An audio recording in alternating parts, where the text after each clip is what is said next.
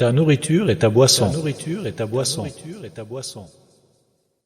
Se nourrir de ce qui est licite, halal, est très important en islam, puisque c'est une condition de l'exaucement de l'invocation, et cela apporte de la bénédiction dans les biens et la famille.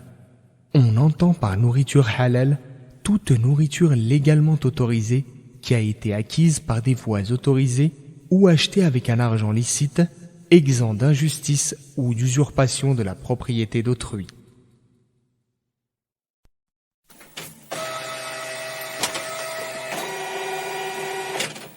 Sommaire du chapitre.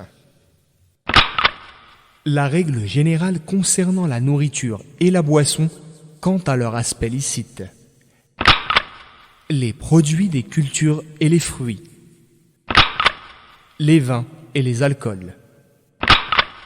Les stupéfiants. Les aliments de la mer. Les animaux terrestres. Le sacrifice conforme à la législation islamique, sharia. Les différentes sortes de viande dans les restaurants et les magasins. La chasse selon les principes islamiques. Les bonnes manières quand on mange et boit.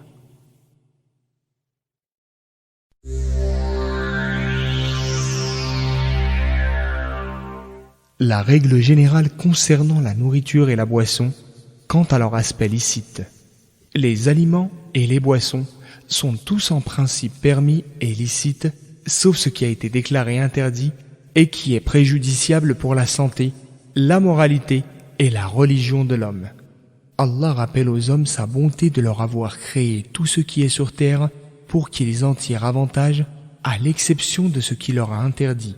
En effet, Allah le Très-Haut a dit: هو الذي خلق لكم ما في الأرض جميعا ثم استوى إلى السماء فسواهن سبع سماوات.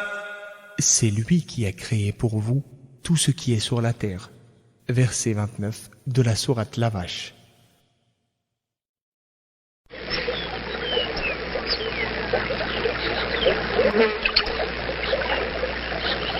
Les produits des cultures et les fruits. Toute la végétation, qu'elle soit semée par les hommes, que ce soit des arbres poussant dans les déserts ou dans les forêts, que ce soit des herbes ou des champignons, de quelle sorte que ce soit, est permise et autorisée à la consommation, sauf les choses qui sont nocives ou pathogènes ou qui provoquent une altération de l'esprit, comme les boissons enivrantes et les stupéfiants, qui sont alors interdites en raison du préjudice causé ou de l'amoindrissement ou la suppression de la conscience.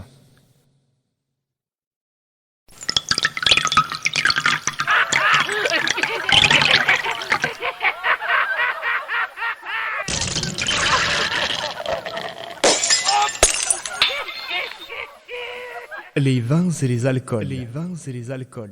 Ce sont toutes les substances qui onnubilent l'esprit, c'est-à-dire qui l'inondent et le submergent ou le couvrent et ont un effet néfaste sur lui en le troublant, comme le prophète, paix et salut d'Allah sur lui, a dit: tout ce qui enivre est un vin, khamr, et tout vin est interdit, hadith rapporté par Muslim. Peu importe que cela soit élaboré à partir de fruits comme le raisin, les dattes, les figues, ou à partir de grains comme le blé, l'orge, le mil ou le riz, ou bien à base de produits sucrés comme le miel. Donc, tout ce qui enivre est un vin interdit, quelle qu'en soit la dénomination ou la forme, même s'il est incorporé au jus naturel, à des sucreries ou au chocolat.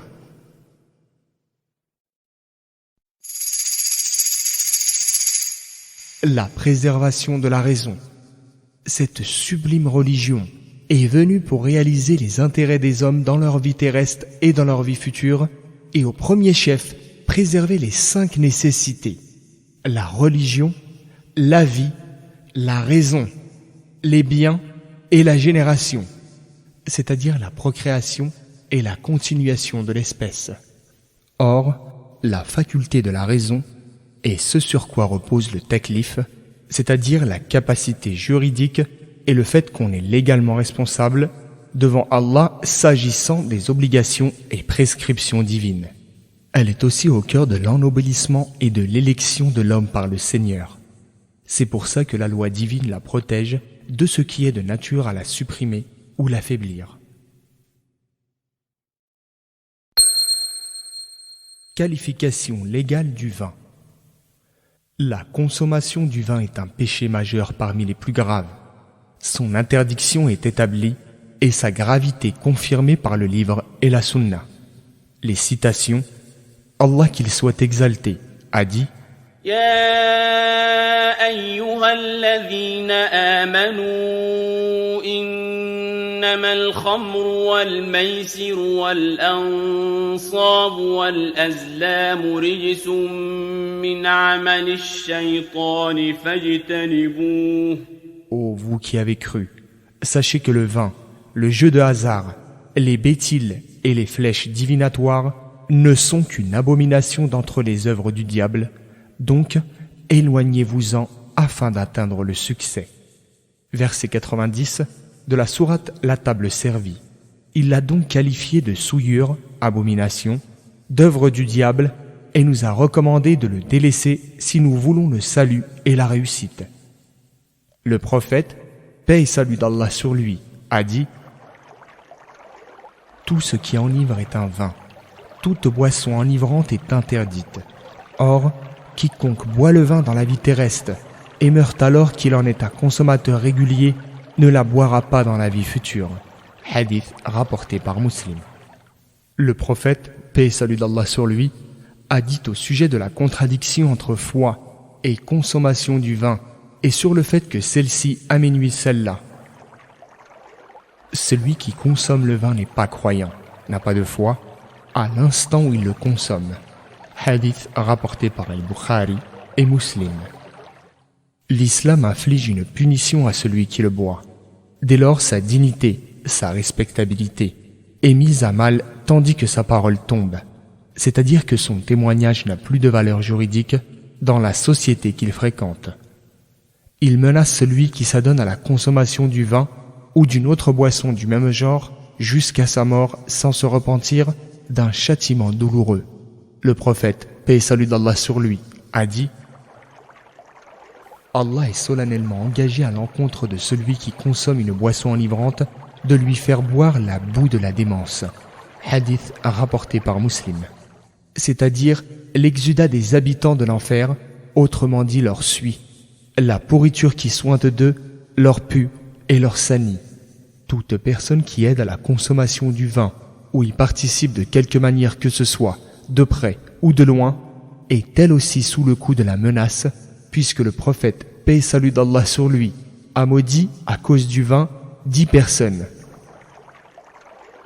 Celui qui foule le raisin pour en extraire le mou destiné à être vinifié, celui qui en commande le pressage ou le foulage, celui qui le consomme, celui qui le transporte, celui qui le réceptionne à l'arrivée, celui qui le sert pour être consommé, le vendeur, celui qui tire bénéfice de sa vente, celui qui l'achète et celui qui en commande l'achat. Hadith rapporté par At-Tirmidhi.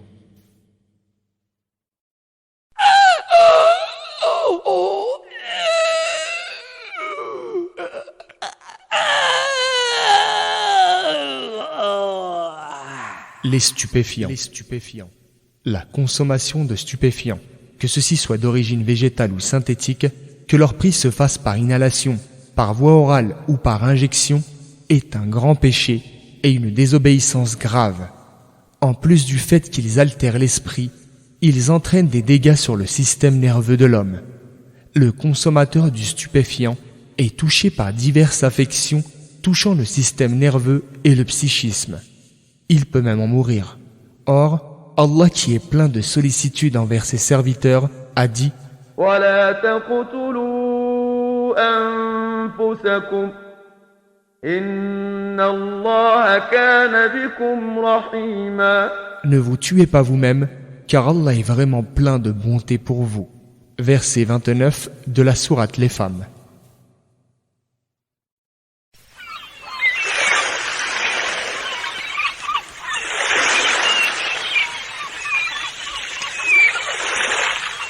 Les aliments de la mer.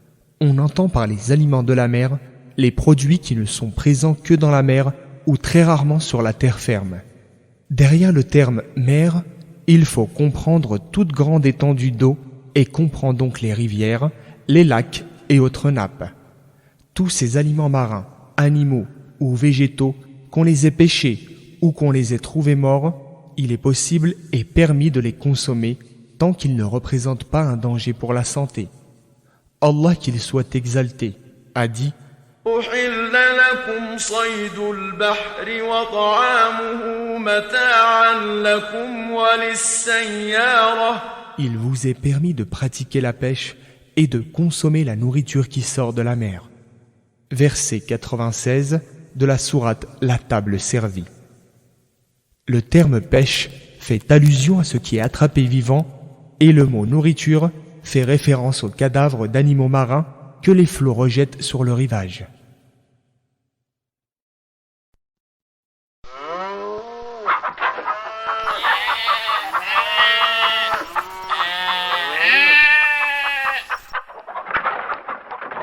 Pour consommer la chair des animaux terrestres, deux conditions doivent être vérifiées.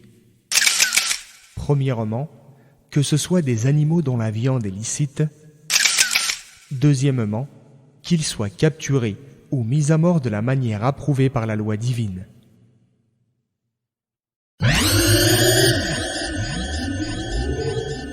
Quels sont les animaux permis?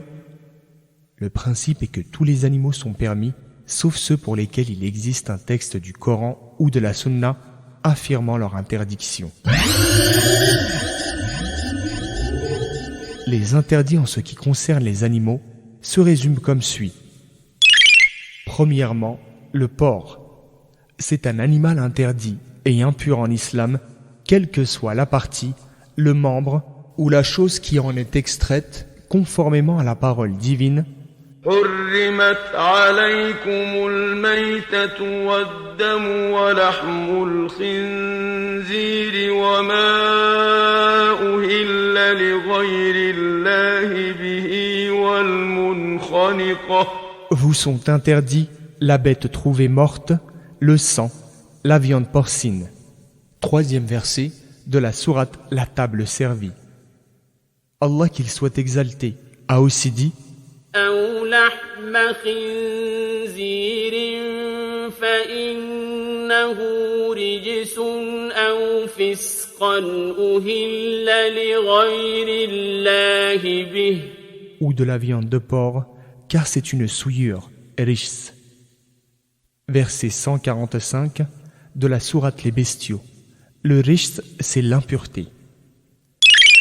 Deuxièmement, tous les prédateurs dotés de crocs. Ce sont tous les carnivores, qu'ils soient de grande taille comme le lion et le tigre, ou de petite taille comme le chat et animaux de ce genre. Le chien en fait partie. Troisièmement, tous les oiseaux munis de serres. Ce sont tous les oiseaux carnivores comme le faucon, l'aigle, le hibou et autres oiseaux de cette sorte. Quatrièmement, les bestioles et insectes. Toutes les bestioles terrestres sont interdites car il n'est pas possible de les sacrifier à l'exception des criquets et sauterelles qu'il est licite de manger, comme le prophète, paix et salut d'Allah sur lui, a dit: deux bêtes mortes nous sont permises, le poisson et le criquet. Hadith rapporté par Ibn Majah. Cinquièmement, les gros serpents, les vipères et les rats ou souris. Il est interdit de les manger. Nous avons reçu l'ordre de les tuer, puisque le prophète, paix et salut d'Allah sur lui, a dit: on tue 5 animaux nuisibles que l'on soit en territoire sacré ou non. Le serpent, le corbeau tacheté de blanc sur le dos et le ventre, la souris ou le rat, le chien enragé ou tout prédateur carnivore qui attaque, et le milan. Hadith rapporté par Al-Bukhari et Muslim. Sixièmement, l'âne domestique. Autrement dit, l'âne que l'on utilise à la campagne, dans les villages comme bête de somme, c'est-à-dire pour voyager ou transporter des charges.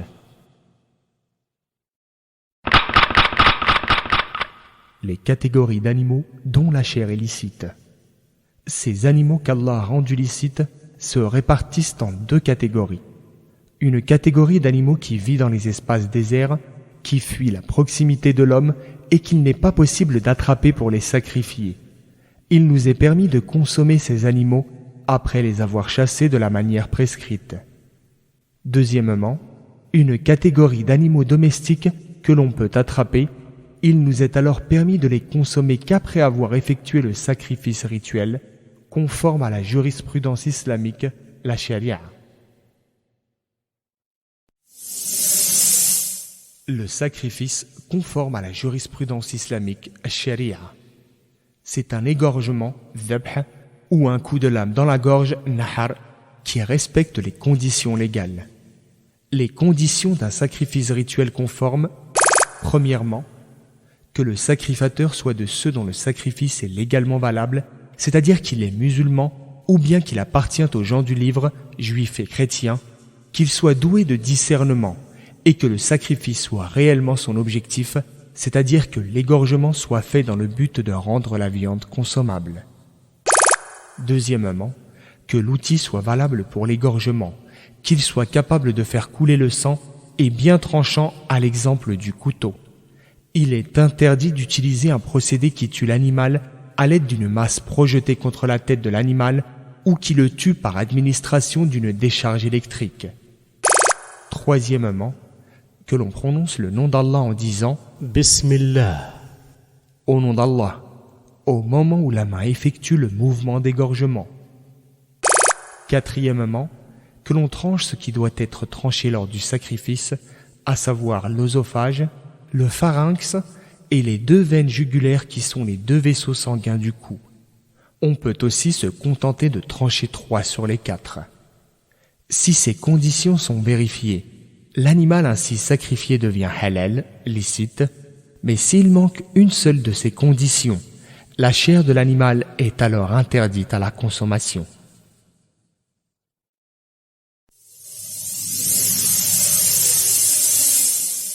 Les différentes sortes de viande dans les restaurants et magasins. Premièrement, est interdit ce qui est égorgé par quelqu'un qui n'est ni musulman, ni chrétien, ni juif, comme les bouddhistes, les hindous et ceux qui sont sans appartenance confessionnelle. Entre dans ce cas ce que l'on trouve dans les restaurants et magasins des pays dont la majeure partie de la population n'est constituée ni de musulmans, ni de gens du livre. Sa qualification légale est donc l'interdiction tant que le contraire, c'est-à-dire son caractère illicite, halal, n'est pas établi. Deuxièmement, ce qui a été sacrifié conformément à la méthode légale par un musulman ou un membre des gens du livre est unanimement reconnu comme permis. Troisièmement, ce qui a été mis à mort en vue de sa consommation par un musulman ou une personne parmi les gens du livre, mais par un procédé non légal comme l'électrocution ou la noyade. Une telle chair est absolument interdite.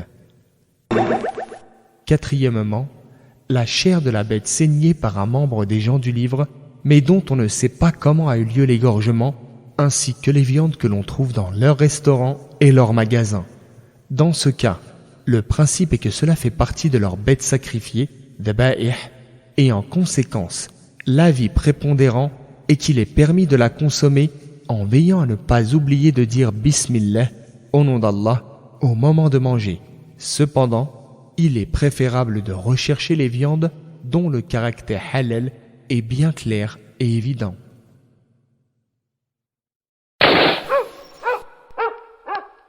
La chasse selon les principes islamiques. Il est permis de chasser les animaux et oiseaux dont la chair est licite, animaux qu'on n'arrive pas à attraper ou maîtriser dans le but de les égorger et rendre ainsi leur consommation licite, à l'exemple des différentes espèces d'oiseaux qui vivent dans les campagnes et les étendues désertiques, autres que les oiseaux carnassiers, à l'exemple aussi des gazelles, des lapins sauvages et ainsi de suite. La chasse doit respecter des conditions, notamment, premièrement, que le chasseur soit doué de discernement, que son objectif soit réellement la chasse pour se nourrir et qu'il soit musulman ou membre des gens du livre, car ce qui est chassé par un athée ou un fou n'est pas permis. Deuxièmement, que l'animal soit de ceux que l'on n'arrive pas à égorger à cause de leur instinct de fuite et leur éloignement. Si ce sont des animaux qu'on peut égorger comme la volaille, les moutons et les bovins, il n'est pas permis de les chasser. Troisièmement, que l'outil utilisé pour chasser tue avec son tranchant, comme les flèches, les balles des armes à feu, etc. En revanche, le gibier tué par un outil contondant, c'est-à-dire qui ne perce pas la peau, ne fait pas saigner, comme les cailloux, n'est pas licite à la consommation, sauf si avant la venue de la mort, on réussit à le sacrifier par égorgement. Quatrièmement, que l'on prononce le nom d'Allah en disant « Bismillah » avant de jeter l'outil servant à la chasse. Cinquièmement, si on arrive auprès de l'animal ou de l'oiseau chassé et qu'on le trouve encore en vie, on doit obligatoirement le sacrifier en l'égorgeant. Sixièmement, il est interdit de chasser les animaux pour un autre but que la consommation, par exemple pour le loisir et le plaisir, sans intention de les manger.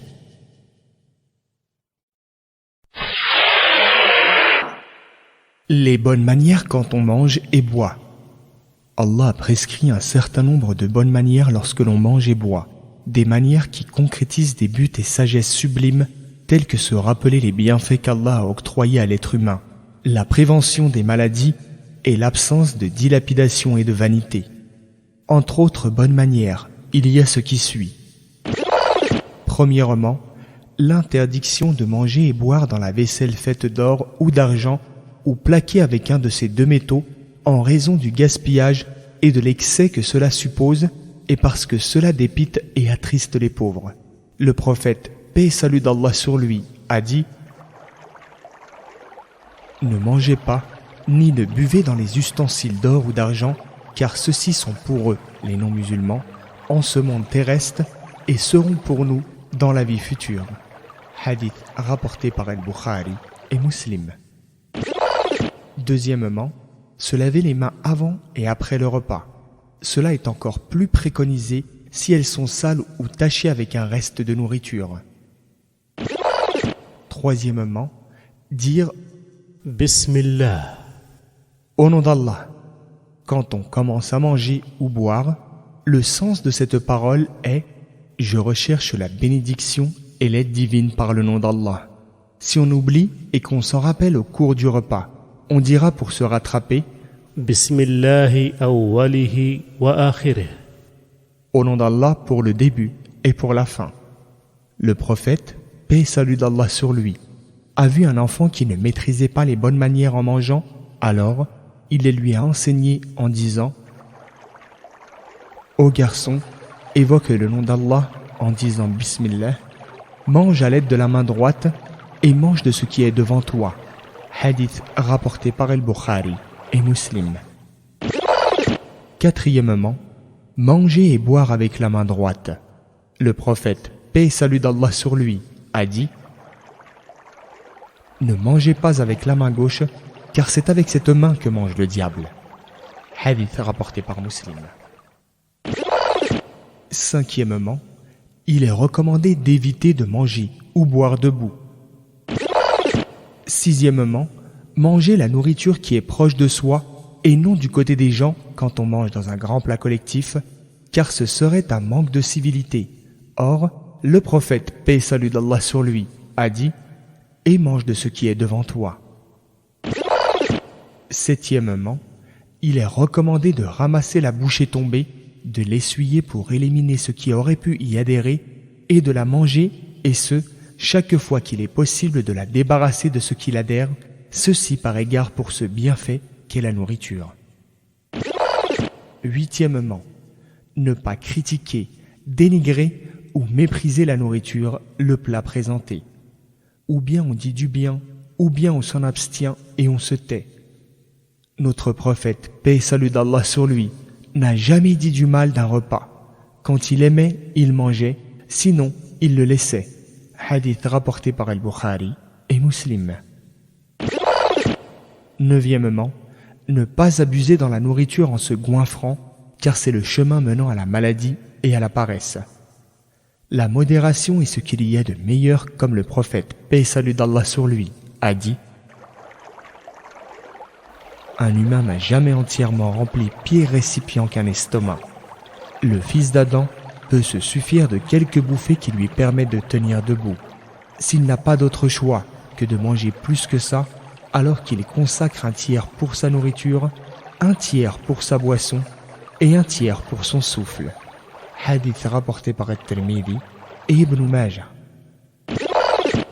10e, dire Alhamdulillah. Louange à Allah quand on a fini. On loue Allah pour ce bienfait qu'il nous a accordé alors que beaucoup de gens en sont privés. On peut dire en plus de cela: Alhamdulillah alladhi at'amani hadha wa razaqani min ghayri hawlin minni wa la quwwa. Louange à Allah qui m'a nourri de ceci et il me l'a accordé sans apport de ma part d'aucune force ni puissance.